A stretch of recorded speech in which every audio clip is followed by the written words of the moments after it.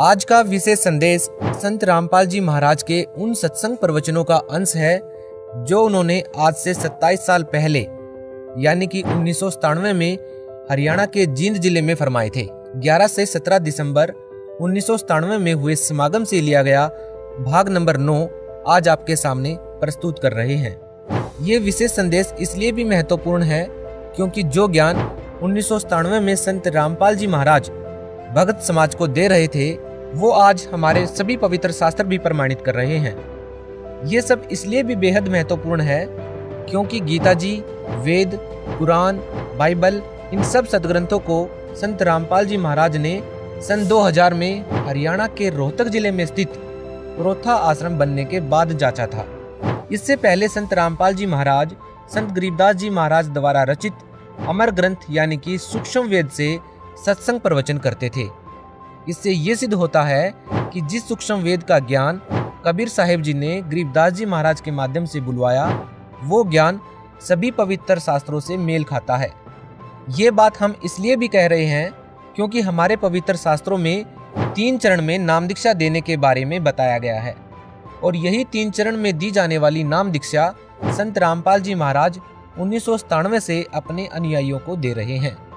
इस विशेष संदेश में यह भी स्पष्ट है कि चौथे चरण में सार शब्द दिया जाएगा। सार शब्द दीक्षा नहीं है, ये तो क्रिया को समझना है ताकि इस साधना को अधिक कारगर यानी प्रभावशाली बना सकें। आज का ये विशेष संदेश संत रामपाल जी महाराज पर उनके अनुयायियों के विश्वास को और दृढ़ करेगा क्योंकि आज जब भगत समाज ने पवित्र शास्त्रों को देखा तो उन्होंने पाया कि 27 साल पहले संत रामपाल जी महाराज ने जो ज्ञान बताया था वो हमारे पवित्र शास्त्रों में ज्यों का त्यों मिल रहा है। आज के इस विशेष संदेश में दान की महिमा के बारे में भी विशेष ज्ञान सुनने को मिलेगा। तो आइए सुनिए संत रामपाल जी महाराज द्वारा 11 से 17 दिसंबर 1997 में किया गया विशेष संदेश भाग 9। बंदी छोड़ सतपुरुष स्वरूप कबीर साहब तथा उन्हीं के अवतार बंदी छोड़ गरीबदास जी महाराज की अमृतमय वाणी का खुलासा, सरलार्थ, भावार्थ व सारांश आज तीसरा दिन है। सतगुरु की कृपा से बंदी छोड़ की वाणी के अंदर वो रहस्य छुपा हुआ है जो कि आम भक्त, आम संत के बस की बात नहीं कि इसमें से वो रहस्य को निकाल सके। उनकी अपनी कृपा जिस पर हो जाती है वही इस बात को ढूंढ सकता है कि सतगुरु महाराज इस वाणी के माध्यम से हमें क्या समझाना चाहते हैं। कथा कोई सुना रहे हैं और उसके अंदर समझा कोई और बात रहे। रामायण सुनाते हैं, महाभारत सुनाते हैं, इनकी इसमें इन्होंने आवश्यकता भी नहीं थी लेकिन फिर भी लिखनी पड़ी क्योंकि एक तो ये यथार्थता पैदा की हमारे मन के अंदर कि सतगुरु महाराज जो कह रहे हैं वो सत्य है क्योंकि आज से लाखों वर्ष पहले की रामायण ज्यों की तो उन शास्त्रों से मिलती है। जबकि गरीबदास महाराज कतई अनपढ़ थे, कोई शास्त्र का ज्ञान उन्होंने अक्षर ज्ञान नहीं था, वो पढ़े लिखे नहीं थे लेकिन वो परमात्मा थे, इस बात का उन्होंने सिद्ध किया। आज से लाखों वर्ष पहले की जो भी घटनाएं घटी और जो शास्त्र प्रमाण देते हैं हिंदू और मुसलमान धर्मों के, वो जो के तो बंदी छोड़ ने लिखवाए ये प्रमाण करने के लिए कि मैं जो कह रहा हूं वो सत्य है। यही कबीर साहब ने लाखों वर्ष पहले की और साथ में योगियों की वो उपलब्धियां जो कि युग बीत जाते हैं उनको जब प्राप्त होती है वो ज्यों की तो बंदी छोड़ ने सारा कुछ इसके अंदर वर्णन करके दिया। उन योगियों की उपलब्धियां बताई कि कौन सा ऋषि ने क्या उपलब्धि की, क्या साधना की, उसके प्रति उसने क्या फलस्वरूप उसके प्रति पाया और फिर उससे आगे उसके साथ क्या बना, ये भी बंदी छोड़ ने इसमें लिख रखा है। तो इससे हमें ज्ञान होता है कि सतगुरु कबीर साहब व गरीबदास जी महाराज एक ही थे, सिर्फ नाम की भिन्नता थी, शक्ति में कोई अंतर नहीं था।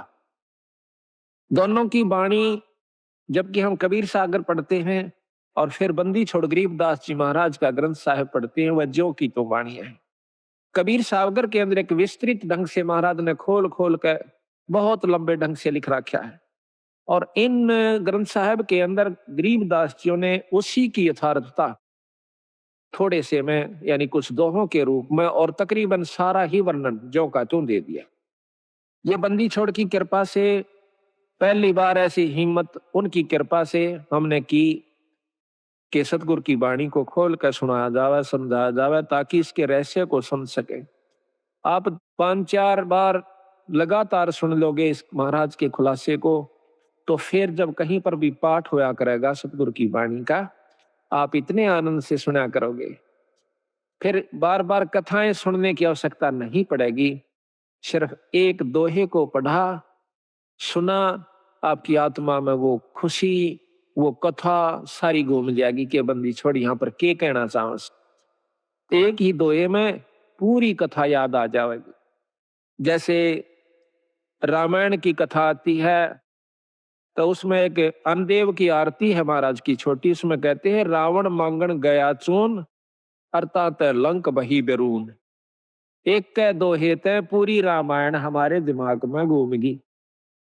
रावण मांगण गया चून ताते लंक बही बैरून। रामायण का जिसने ज्ञान से इतना दुआ काफी है, वो सारी कथा का उसको एकदम 1 सेकंड में स्मरण हो गया और वो पूरा लाभ आपको प्राप्त हुआ जो कि कथा का होया करे। कथा सुनने का बहुत लाभ होता है। बंदी छोड़ने रस बना के उसको कूट को, कितना बड़ी बूटी होती है, उस बूटी को वो इतना विस्तृत है बूटी का, और फिर उस विस्तार है, उसको काटा, उसको काट कर उसका रख काटा, कूट कर छेद कर उसके फलों को, और फिर वो कितना बना दिया एक बोतल में, एक घूंट पियो पूरी जड़ी का लाभ मिल जाएगा। इसी प्रकार कथा श्रवण का बहुत लाभ होता है। जब हम अन्न देव की आरती खाना खाने के बाद करते हैं, हम चाहे किसी के भी घर पर खाना खाते हैं, उस खाने वाले को पूरा लाभ दे आते हैं जब हम अन्न देव की आरती कर देते हैं। अन्न देव की आरती में क्या आवश्यक? रोटी मांगी गोरखनाथ, रोटी बिना ना चले जमात, रोटी कृष्ण देव को पाई ताते 86 की खुदा मिटाई। अब देखो कितनी बड़ी कथा इसमें कि दुर्योधन के भेजे हुए सिखाए हुए दुर्वासा जी पांडवों को श्राप देने के उद्देश्य से वन में चले जाते हैं। जिस समय पांडव वनवास घूम रहे थे, 14 वर्ष का वनवास उन्होंने मिला हुआ था जुए में, तो वहां पर क्या किया दुर्वासा ने, जाकर शाम के समय नो देखा कि सब ने भोजन खा लिया उन पांडवों ने, उस समय जाकर के कहते हैं कि हम भोजन पावांगे।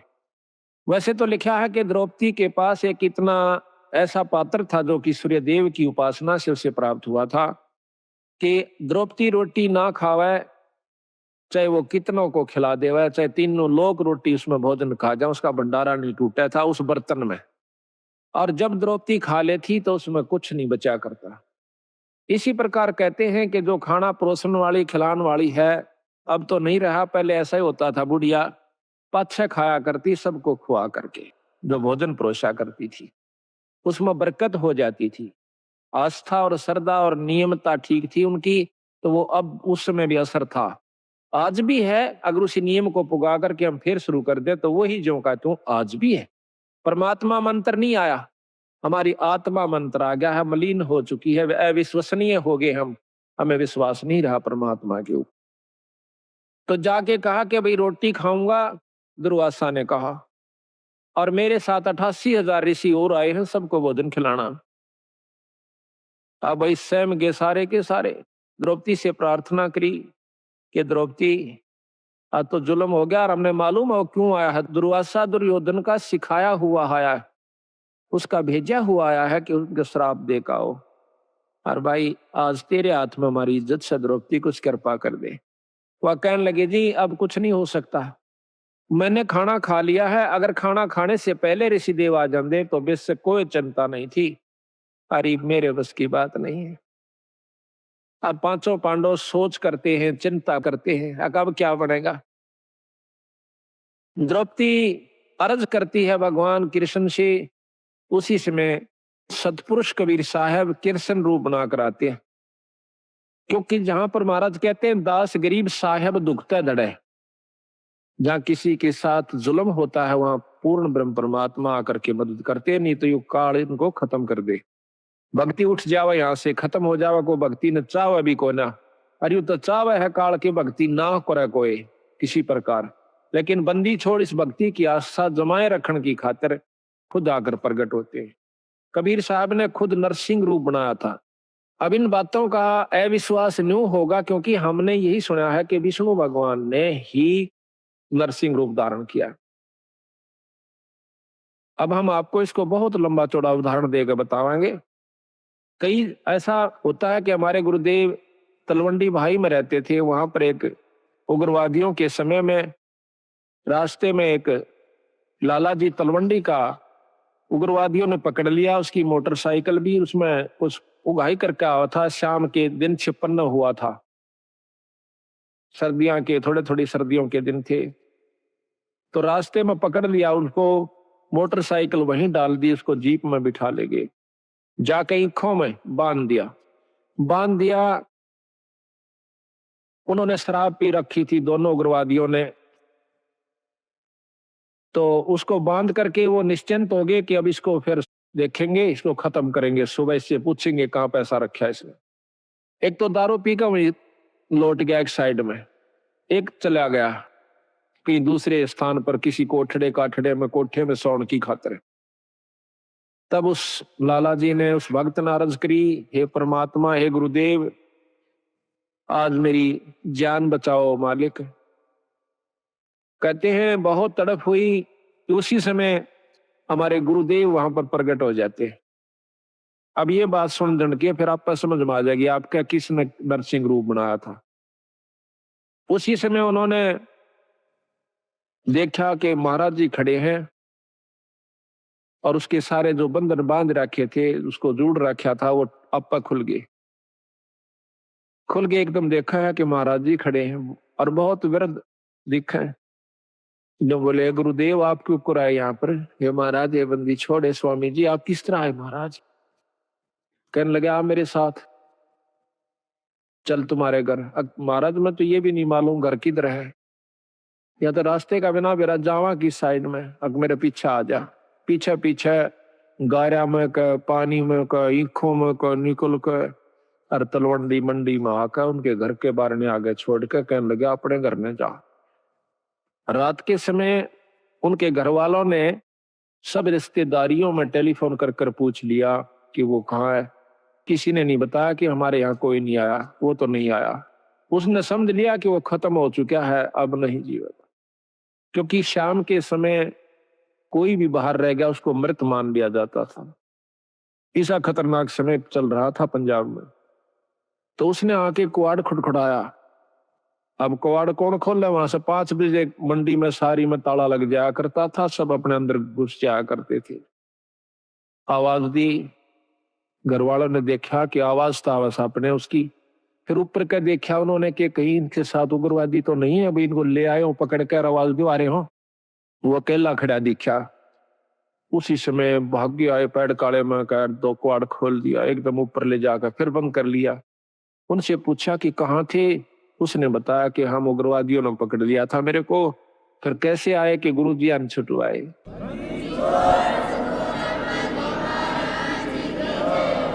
कहते गुरुजी अन छुटवाया। गुरुजी गए थे वहां पर, मैंने खोल के लाइन आज में मार दिया जाता है। तो महाराज जी उन दिनों बीमार चल रहे थे, बड़े महाराज कुटिया में थे तलवंडी। तो कहने लगे वो सारा परिवार सुबह सुबह, हे सतगुरु आपने रक्षा कर दी, ये बंदी छोड़े गुरुदेव, हे स्वामी जी आपकी कृपा से हमारा लड़का बच गया है। महाराज आपको कैसे मालूम हुआ आप वहां पहुंच गए? अब वो नौकर की कह रहे हो तुम, मुझे ध्यान अच्छी तरह बताओ, कहना क्या चाह रही हो, कौन मर गया कौन बच गया? उन्होंने फिर सारी बताई कि महाराज आपको ज्ञान नहीं, आप वहां गए इस बच्चे को लाए निकाल के।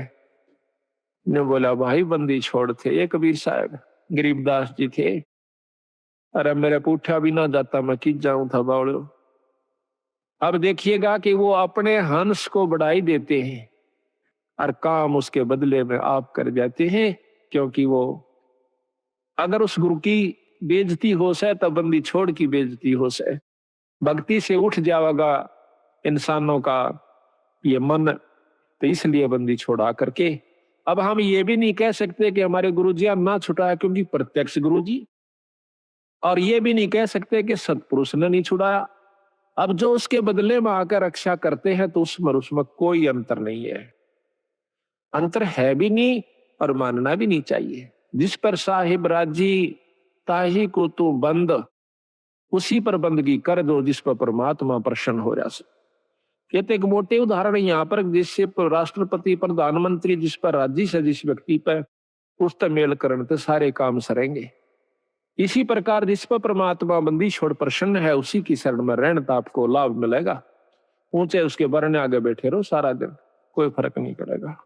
इसी प्रकार हम यथार्थता को भूल कर अपने उन्हीं मनमुखी साधनों को अपना लेते हैं, जिसके परिणाम स्वरूप हम फिर लग 84 के गेड़ में आकर और बंदी छोड़ी इतने दयालु हैं, ये फिर ढूंढने से दुख सुख पाके देखिए कहां कहां से आपको इकट्ठा कर लिया, हमारे जैसे तुच्छ जीव को।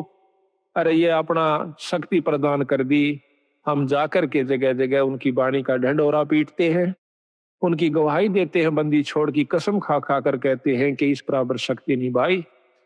तो आज ये आपने हंसों को फिर इकट्ठा कर लिया, तो मैं आपसे यही प्रार्थना करता हूं कि ये मौका बार बार नहीं मिलेगा।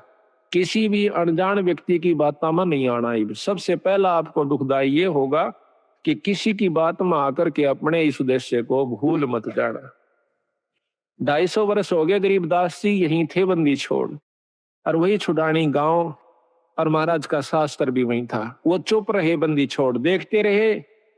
कबीर साहब भी कहते हैं कि जय तू चाहे राम को पाक्या सेती खेल, और कच्ची सरसम पीड़ के भाई खड़ हो ना तेल। वो कच्चा काम नहीं करते बंदी छोड़। ठीक है कोई पाठ करवाता है, थोड़ा बहुत लाभ मिल जाएगा, वो भी गुरु के बिना नहीं। अगर ऐसा होता, हमने देखा कि किसी का वो भगत जन, हम भी उनके साथ आया करते थे, वो किसी का पाठ एक बार कराया करते थे, 10 साल तो ही पाठ उनका नहीं हुआ करता था। 10-5 साल में कितना कोई ब्याह शादी होंगी तो बेशक तो उनके मन में आ जाता कि भाई जो है ना पाठ भी करवावांगे। कई बार वो भी चूक जाया करती थी। तो आज बंदी छोड़ की कृपा है कि हमारी ये पुण्यात्मा साल में 3-3 4-4 पाठ करवा लेते हैं। एक तो स्वयं तो हो जासे आप करवा दे बंदी छोड़। ईसा सुख दे है आत्मा नो कुरड़ा उठे से एक बंदी छोड़ के नाम पे जरूर करना चाहिए पाठ। ये पीछे यहाँ पर डिप्टी कमिश्नर थे जो कि कल आए हुए थे, अब डायरेक्टर हैं ये हरियाणा के लोकल बॉडीज के। ये यहाँ पर श्री गुलाब सिंह जी स्रोत IAS, तो इन्होंने मेरे ख्याल में ये नवंबर में शुरू किए थे। हमने पहला पाठ नवंबर 96 में किया और अप्रैल मई में ये चले गए थे ट्रांसफर होकर के डायरेक्टर बनके। अब देख लो 7 महीना में 5 पाठ करवाए थे इन्होंने, और फिर एक कुटिया में करवाया। अब पिछली की हुई कमाई तो इनके सामने है कि आज एक राजा है, और अगली फिर दोनों हाथा शुरू कर दी बंदी छोड़ की वाणी का। तो इससे सिद्ध होता है कि बंदी छोड़ प्रसन्न है कि जो हम कार्य कर रहे हैं, और इसका परिणाम यही हुआ कि आपको यहाँ पर अवसर भी देते हैं, हिम्मत भी दे से, और समय भी देते हैं, और धन भी दे से, आपकी आस्था बन जाएगी। तो ये कच्चा काम नहीं करते बंदी छोड़। तो इन्होंने 250 वर्ष इंतजार करनी पड़ी कि कोई इस बात को समझ कर और नीयत से, इसमें छल कपट नहीं चलता, इसमें पॉलिटिक्स राजनीति को बंदी छोड़ पसंद कतई नहीं करता। ये हमने आजमा कर देख रखी। अगर मैं भी कसूर करूंगा तो मेरा वो दोनों बात से अपनी छतरी अपनी छाया हटा लेगा ऊपर तय, और भाई ने वाह बात से घर तो बाहर लकड़ते पाला पड़े सही कर्म का जाडा लगेगा, सर्दी लगेगी। इसी प्रकार सतगुरु अपनी छत्र छाया में अपने बच्चे ने छत्ती का ला कर रखे। जिस प्रकार छोटे से बच्चे ने माता पिता और दादा गुदड़े में लको कर रखा करे अकेले इसका सर्दी ना लग जा, तो न्यू हमारे को बंदी छोड़ जब उसकी शरण में आ जाते इस प्रकार रखे से। पर हमारी कुमत जो से थोड़ी को ना चौथे युग में आ गया, इकट्ठी होती होती आ रही से। महाराज के युगन युगन की वासना हुई इकट्ठी आन, निर्मल क्यों कर होगा कोई संत लग्या नहीं कान। तो बात यही हमारा कहने का तात्पर्य है कि जो 40 साल से वहां पर पापड़ बेल रहे थे, उनकी करनी में अंतर था। उनकी कथनी कुछ और करनी कुछ रही। यहाँ पर कथनी थोड़ी हो, करनी अधिक हो, जो परमात्मा बंदी छोड़ प्रसन्न होते हैं। इन सारा बेरा हम सोच क्या रहे हैं, करांगे क्या, हम इस तक के छुपा सकते हैं। जीता दास गीसा पंथ के अंदर गीसा संत का एक परम शिष्य हुआ है। वो कहते हैं अपने गुरु को परमात्मा स्वरूप समझकर चले। तो वो कहते हैं कि मेरे पर्दे के महरमी पिया जी, अपने गुरु को कहते हैं, और आपसे कहां लकोय लो जिया जी, पर्दे तक के आप मेरे जानने वाले हो, ई बात तो मैं के छुपा सकता हूं मालिक। तो इस प्रकार हमारा भाव बना रहे कि हम ईश्वर से कुछ नहीं छुपा सकते, वो सारी जानते हैं। तो यही कारण रहा कि सारे हरियाणा में मुश्किल से साल भर में मेरे ख्याल में 5-4 पाठ किसी किसी का हुआ करते थे। वो भी एक पिछली कोई रिवाज रपसी बनी हुई हो तो वो हो जाता था। आज बंदी छोड़ की कृपा से एक महीने में 25 और 26, 27 पाठ होते हैं।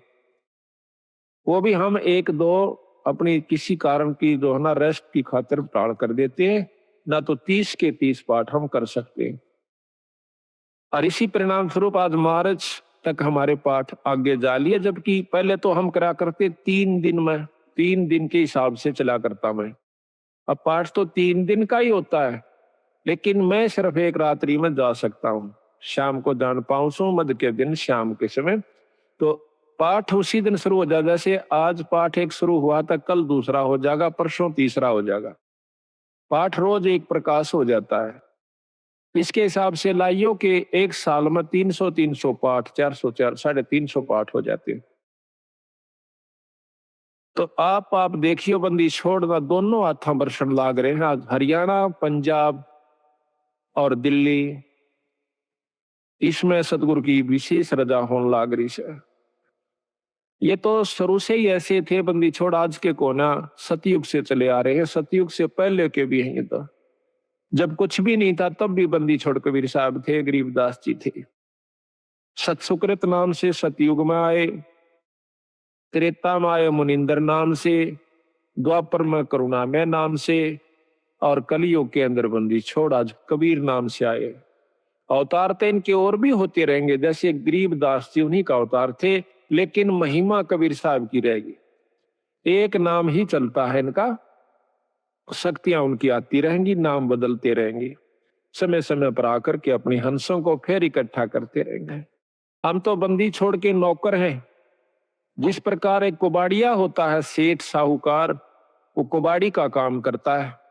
वो अपने नौकर को, जिसको वो 10-20 रुपए, 30-50 रुपए रोज के देता है, उसको क्या करा है, एक चुंबक दे दे से डोर का बांध कर, और वो उस चुंबक को ऐसे घिसराते चलते हैं, टेकते चलन से।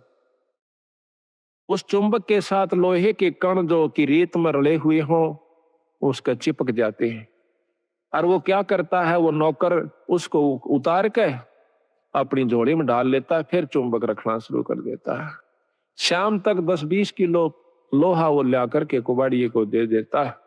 इसी प्रकार बंदी छोड़ ने अपने नाम रूपी, वाणी रूपी चुंबक हमें दे रखा से।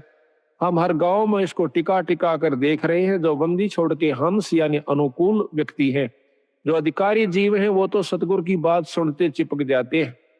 और जो कुबाड़ से, जो कि वो नहीं, उनके अनुकूल नहीं है सतगुरु का हंस, उसने हम 100 बार कहला जब भी नहीं हमारी बात सुन सकता।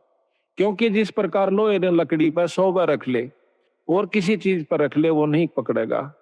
तो बंदी छोड़ के जो प्यारे हंस हैं, वो हर गांव से इकट्ठे होकर के, आज देख लो कहां कहां से आकर के, और 2.5-3 साल के अंदर अंदर बंदी छोड़ की कृपा से हजारों की तादाद में भक्तजन इकट्ठे हो गए। एक परिवार में शुरू हो से सारा परिवार बंदी छोड़ की शरण में आ जाता है। और अभी यही हो रहा है इसकी विपरीत, के एक व्यक्ति भी बिगड़ गया तो सारा परिवार का ही वही हाल हो जाएगा। तो सावधानी ज्यादा से इसमें, अपने अहंकार मानने खोकर रखे, माटी समझ ले, जैसे काल उदाहरण दिया था। तो इसी प्रकार दास भाव हमारे अंदर आ जाना चाहिए। हाँ, तो कहने हम ये चाह रहे थे कि वो कृष्ण भगवान जब वहां पहुंचे बंदी छोड़ कृष्ण रूप बना करके जाते हैं। अब देखिएगा कि परम शक्ति जो है वो भगवान कृष्ण के भी साथ है कबीर साहब, भगवान ब्रह्मा के साथ भी है, शंकर जी के साथ भी है, क्योंकि ये तीनों उनके शिष्य हैं। और हमारे तो वह बहुत अच्छी आत्मा है, परमात्मा इसलिए कहलाते हैं, उनमें दया भी ज्यादा है, वो सहनशील भी ज्यादा है। वो तीनों के तीनों ब्रह्मा विष्णु महेश भी बंदी छोड़ के शिष्य हैं। कहते हैं हमने ब्रह्मा को नाम दिया, ओम मंत्र दे रखा ब्रह्मा को, विष्णु को नाम दिया हरियम नाम विष्णु को दे रखा है, और शंकर भगवान को सोहम मंत्र दे रखा सतगुरु ने, और वही मंत्र हम फिर उनके अनुसार भी जाप कर रहे हैं। तो उनका जो असली नाम है वो अभी इनको नहीं दिया, क्योंकि इन्हों में वो भाव उत्पन्न नहीं हुआ। तो बेशक हम पहला मंत्र देते हैं, वही परंपरा है। उस मंत्र के बाद फिर देखते हैं कि इसमें कुछ आस्था बढ़ी है तो हम सांस का सुमन दे देते हैं, और भी ज्यादा वो परख की जाती है कि इसमें कितनी आस्था बढ़ ली है, उसके बाद फिर उसको सार नाम दिया जाता है।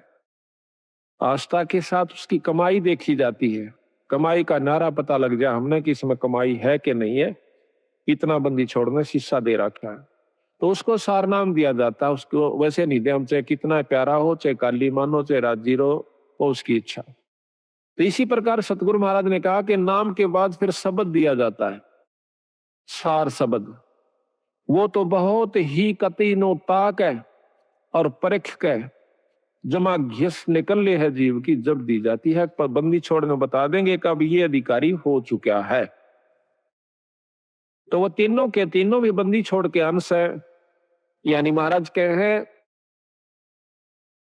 कि सतगुरु ताना तनिया, गरीबदास जी के सतगुरु ने ताना तनिया, और तीनों भाई राछ रचीड़ा है।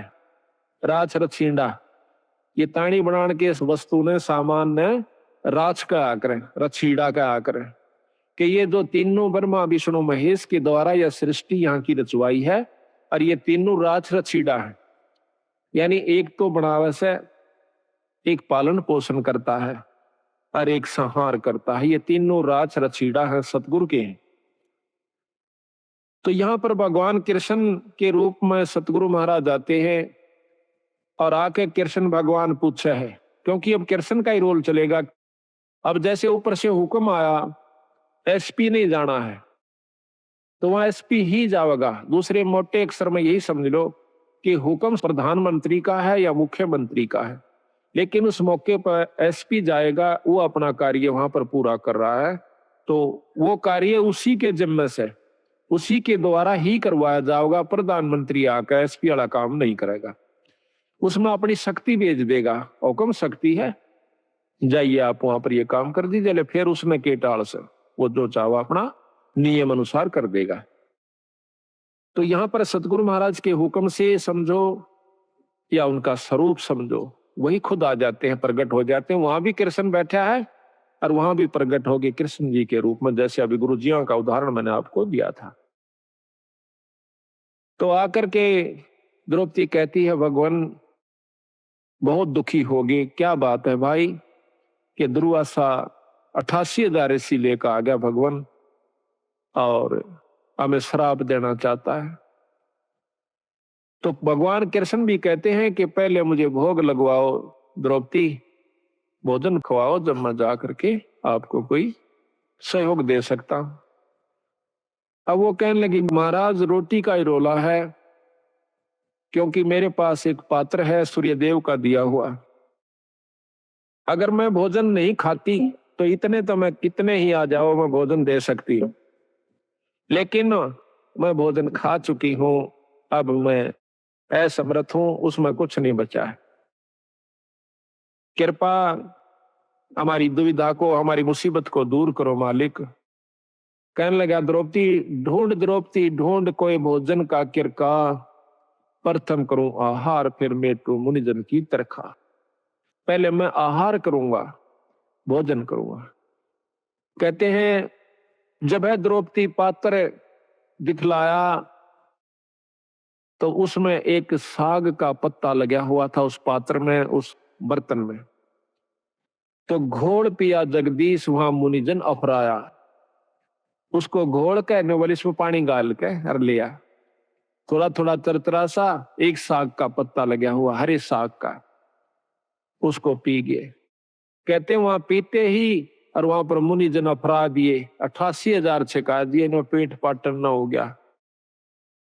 भीम को कहा कि जाओ उनको बुला के लाओ कि आओ भोजन कर लो ऋषि देव। तब जाता है भीम, वहां देखे हैं कि ऋषि जी जड़ो करड़े छकरे हो और लोटन लाग रहे से, नो मरोड़े मारे से, क्यों करी हजम हो जा, घना खा लिया। तो जाके भीमसेन कहते हैं कि चलो ऋषि देव भोजन तैयार से, जो जो आपने कहा था वही भोजन बनवाया है। कि कहा था कि आज के मोए आम अंगूरा, काम धेनु का दूध कपूरा, आज के मोए धान मंगाओ और मान सरोवर का जल लाओ। मतलब ना उनकी चीज आज वो है, आज आम लागे और जब मैं खाऊं। ऋषि बोले आए थे ना कुबेद करण खातिर, उन्हें कौन सा भोजन खाना था। तने बोले जी चलो सारा सौदा तैयार हो रहा। ऋषि जी ने बोले भाई भीमसेन, हम तक कति छक लिए, कति गुंजाइश नहीं रह रही, कोई रोटियां का नाम ले है ना, बल्कि उल्टी पड़ना हो जाए, इतने करड़े छिक रहे हम तो कहने लगा महाराज भोजन तैयार से। अब तुम्हारे कौन आया है? वो कहने लगा जी हमारे भगवान कृष्ण आए। तने बोला हम तो छिक लिए और भगवान करे थारे दुश्मन मरियो, आशीर्वाद दे दिया, आया था श्राप देन और दिवा दिया आशीर्वाद। कहने लगा भगवान करे थारे दुश्मन मरियो, दुश्मन उनके कौरव। महाराज कहते हैं दुर्वासा के श्राप की लगी अपूठी लात, उल्टी लात कौरव कह लगी। तो इस प्रकार बंदी छोड़ने इसमें रहस्य छुपा रखा है कि इसको समझने की कोशिश करें। तो यहाँ लिखा है कि रोटी कृष्ण देव को पाई, 86 की खुदा मिटाई। अब यह इतनी बड़ी कथा एक चौपाई में बंदी छोड़ना भर दी। अब आपने ज्ञान हुआ, जब भी इस वाणी को सुनोगे, पढ़ोगे इस आरती को, जब वो पूरी कथा घूम जाएगी, तो पूरी कथा का आप समझिए कि इस एक आरती को गा देने से ये इतनी कथा आपने कर दी उस घर में जिसमें आप रोटी खा खाते हो। ये इतनी कथा आपने कर दी, इन कथाओं का फल उनको मिलेगा, आपकी करनी में तो कोई कमी नहीं होगी। आपने इन कथाओं के बदले एक टूक खा लिया उनका। बाकी भजन सुमरण आप कर रहे हो, आपका कति नहीं बिगड़ा, जो का तो बना रहेगा। कितना गजब बंदी छोड़ने रहस्य डाला है कि इस कलयुग में बच सकते हो तो न्यू बच सकते हो। तो यहाँ कहते हैं, अब संत किसे कहते हैं? जो संत वही है, चाहे बच्चा है चाहे बड्डा है। संत वही है जो इन क्रियाओं को अपना कर ठीक ढंग से नियम से चला, वो संत है। और इन भक्तों को जो ये आरती करते हैं, खाना खा कर आरती जरूर करनी चाहिए, चाहे मन मन में कर दिए चाहे बोल कर कर लिए। आपके ऊपर कोई उस घर में जिसमें आप खाना खाते हो, कोई आपके ऊपर उसका ऋण नहीं चढ़ेगा। और इसके कर देने से उनको उन कथाओं का लाभ पूरा मिलेगा।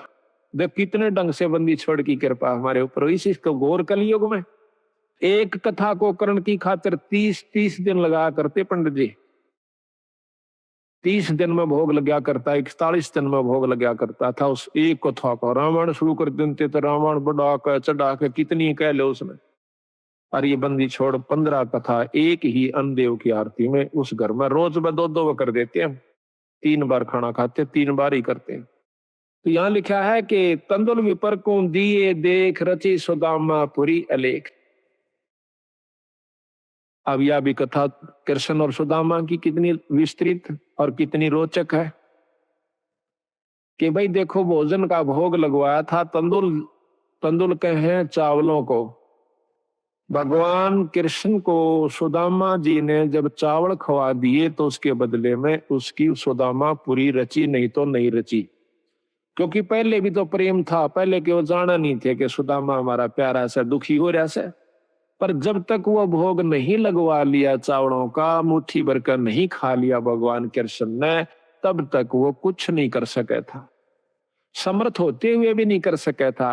इसी प्रकार बंदी छोड़ हमें बताते हैं, आप बंदी छोड़ का पाठ करवाओ, उसके नाम पर दान धर्म करो तो मैं करूंगा। वे उनसे परम समर्थ हैं। कृष्ण भगवान से असंख्य गुना ज्यादा शक्तिवान कबीर साहब हैं, पर ये भी फेल हो जाएंगे अगर आप कुछ दान पुण्य नहीं करोगे सतगुरु के नाम पर।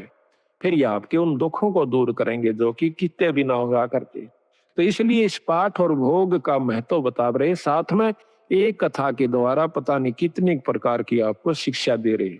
तंदुल विपर को दिए देख रची सुदामा पुरी अलेख, आधीन विदुर का भोजन पाई कह बूढ़े मान बढ़ाई।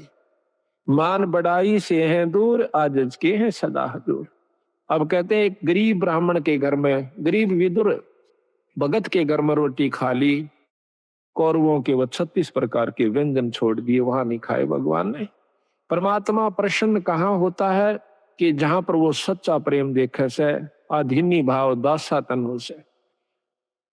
एक बहुत लंबा विस्तार से कि भक्ति करे बिन भाव रे सो कोणे का जा, और विदुर का जीवन चले गए तदरी हो धन राजा। भगवान कृष्ण विदुर का भोजन खाने चले गए, राजा दुर्योधन के वो मेवा मान मिठाई नहीं खाई, मेवा वगैरह जो ला रखी थी। तो कबीर साहब भी कहते हैं कि खीर खांड पकवान मिला भाई साकेट संग नी जा, और लूखा सूखा भगत का रुचि रुचि भोग लगा। साकेट के घर में रोटी खान नहीं जाचे उड़ा, वो कितने अच्छा व्यवस्था कर रखी हो, और लूखा सूखा अपने भगत का उस समान बना ले, वो सुखी होगा भगत संत जो है। तो कहते हैं थाल नहीं था विदुर का धनी जी में दौड़ा, और व्यंजन सतीशों छोड़ कर पाया साग अलूना, अनूना जिसमें नून नहीं था नमक नहीं था, और वो हरा साग खा कर बंदी छोड़ने, यानी भगवान कृष्ण ने खुशी मनाई। मान बढ़ाई से हैं दूर आजिज के हैं सदा हजूर, बोक बाकला दिए विचार बहे चकवे कई एक बार।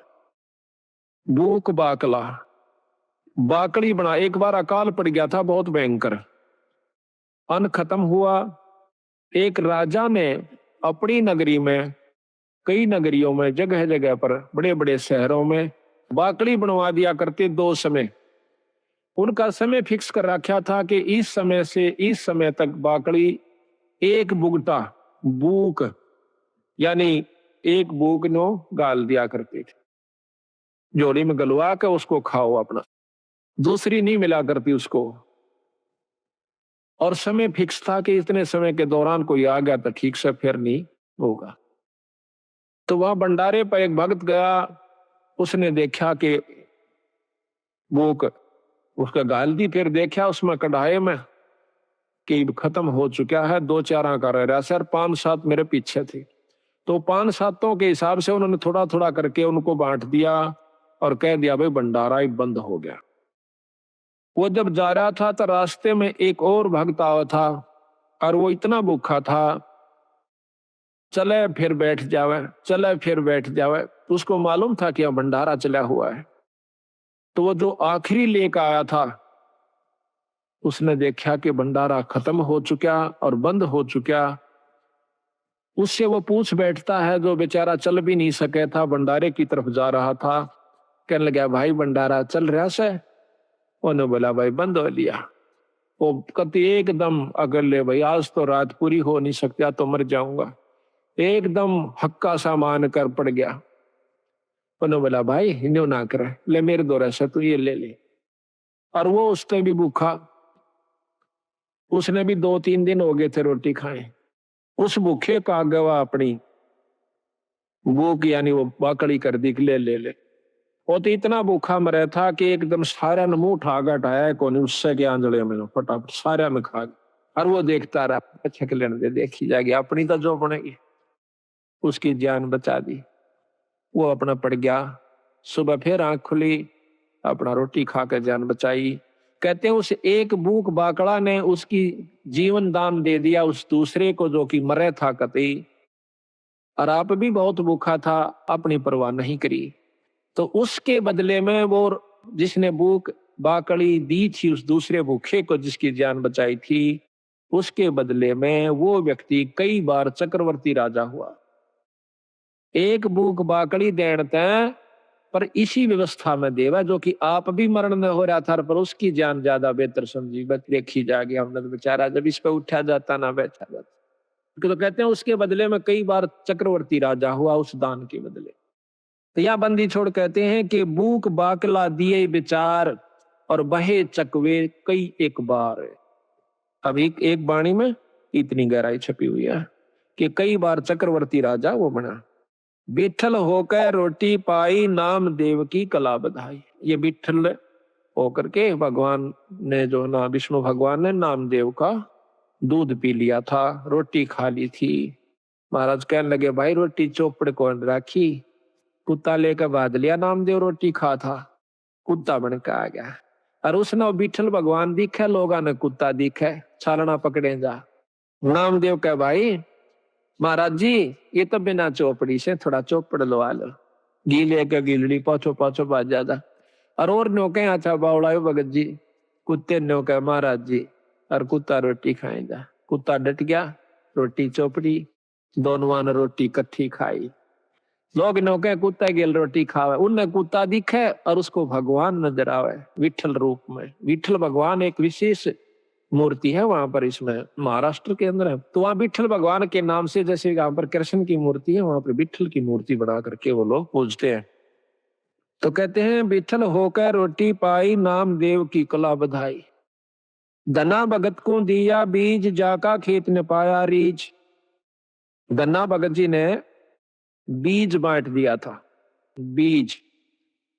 अब देखो कहने तो हम भी कहें सर, आप भी कह दोगे एक धना भगत ने देख बेचारे ने बीज दे दिया था, पर बीज का बांटना कोई बड़का खेल नहीं। से कह तो देना आसान, हम भी कथा सुना दें सा, पर करके देखे इसका हमने जब पता चला, फिर उसके बदले में प्रतिक्रिया देखियो भगवान की, उस परमात्मा की। अब हम तो लाख रुपया में तभी 2000 जनतियां 6 बस सोचेंगे देवा कि ना देवा। और कथा कहें और सुने और सुनावा, चलो कोई नहीं, सुनते ज्ञान होगा, विश्वास भी होगा। धन्ना भगत जावा था, कई साल में तो बारिश हुई, पहले इसी बारिश हुआ करती कभी कभी।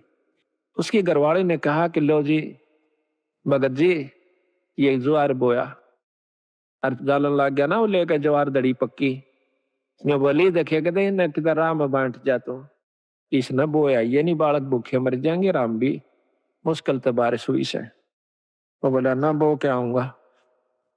उसने जाकर के रास्ते में जावा था, बंदी छोड़।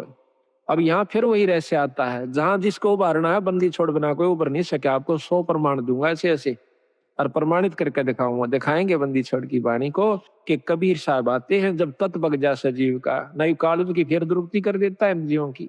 एक बार भक्ति करा दे, तीसरे में लूट ले, दूसरे में, चौथे में कुत्ता बना के छोड़ दे, चल भाई गो, फिर आज ये कभी भक्ति करने दिल करे तो वहां पर सतगुरु महाराज 4-5 साधुओं के साथ साधारण से भगत रूप में, और आप भी राम राम राम राम करते हुए जान लाग रहे। और राम राम का उच्चारण सुना तो धन्ना भगत ने देखा भगत जी यहां से, भगत जी हो, भगत जी हो, राम राम भगत जी हो। वो खड़े हो गए, वो तो आ ही रहे थे बंदी छोड़ी सी कृपा करने की खातिर। कहने लगे कहां से आए हो? अग भाई 3 दिन हो गए रोटी नहीं मिल रही, मरण से भूखे। कितना ऐसा भगत जी की जावत, हमने कोई इस राजस्थान में पानी पियाने वाला भी नहीं मिलता, रोटी तो दूर की बात। और पहले ऐसा ही होता था, टूक नहीं मिला करता था बागड़ी एरिया में, आदमी आदमी ने रोटी नहीं दिया करता, अपनी बांध के ले जाया करते थे, सब जगह था वहां की। जो बोला भगत जी हम तो मरण न हो रहे, संकती अगर तो शाम पूरी नहीं हो आज, हमारे प्राण निकल जाएंगे। 3 दिन हो गए रोटी नहीं मिली है। तो वो कहने लगा भगत महाराज जी मेरे पास तो ये ज्वार से थोड़ी सी या खा देख लो महाराज। अकेला भाई ज्वार दे दे भगत जी, हम तो मरे से भूखे। बैठ के सारे चारवा ने किलो किलो ज्वार फटाफट खा गए। उन उसकी आंखा आ गया, भूखा मर्दा करा के खा जा। कहते हैं बाढ़ कूट कूट के खाई लोगों ने, बोधी बाढ़ को कूट के सब पेट भरा, नहीं तो हाथ काट दे आपस में एक दूसरे में खत्म हो जाते।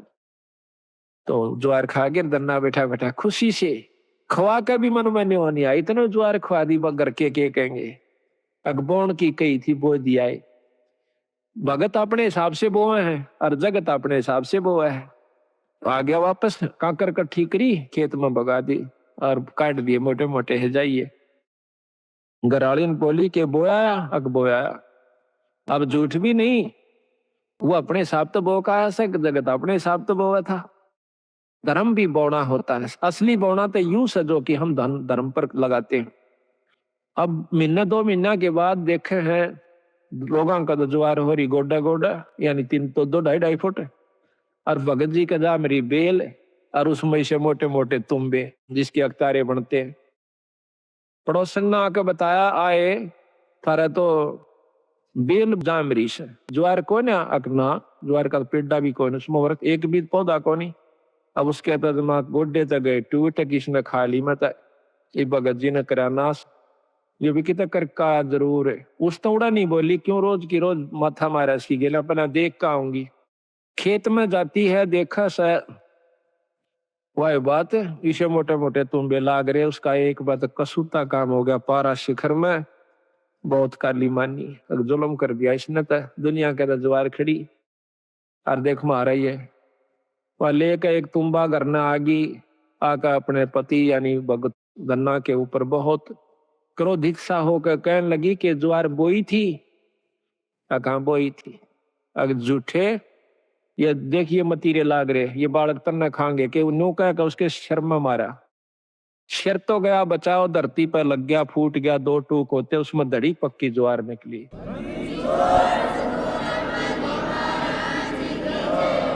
इसने देख के और वह एक बात दन्ना का नहीं देखा, जो आडी नाड़ करे लेट रहा था अपनी शर बचावन की तरह, और दूसरी तरफ वह दड़ी पक्की ज्वार जो जमीन पर बिखर गई थी, उसने देखा, कहने लगी महाराज या ज्वार क्यों करागी इसमें, अकमन नहीं बेरा भगवान क्यों करागी, वो मालिक जाना और वो करनिया जाना।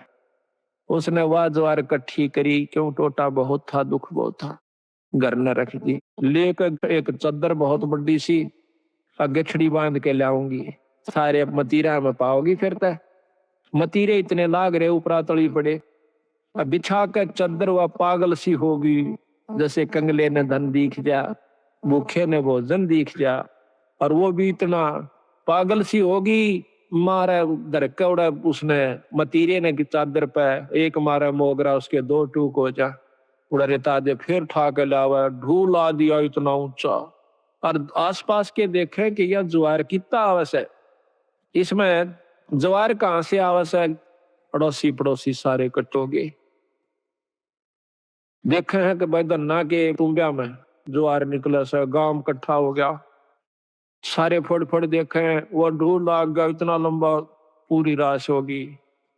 कहते हैं उसी समय धन्ना भी पहुंच गया, कहने लगा भगवान बेईमाना ना करिए, अपना अपना ले जाना, जितना तेरे घर में जरूरत से साल भर का, फालतू मत ले जाना।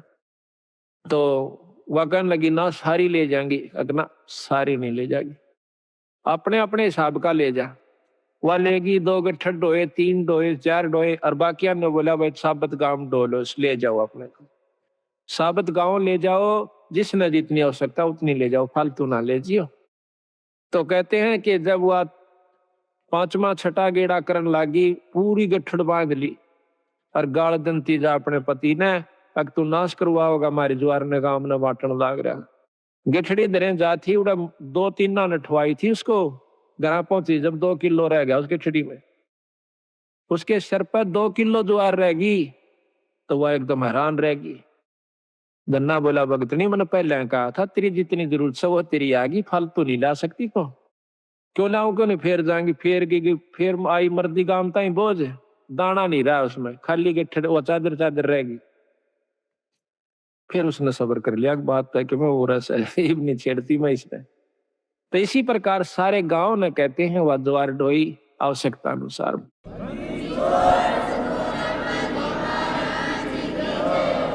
तो इसी प्रकार कहते धन्ना भगत को दिया बीज, जाका खेत न पाया रीज।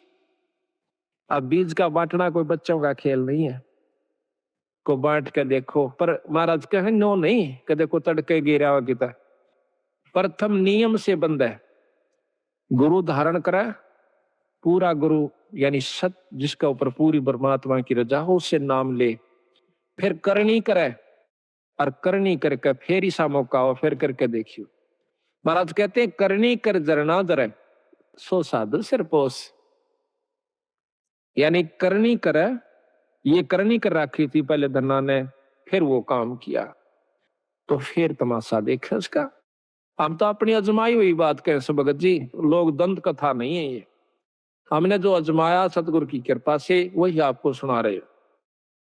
आप देखो ये प्रोग्राम जो बंदी छोड़ की कृपा से हो रहा है, इसमें कोई भ्रम नहीं रहेगा आपके।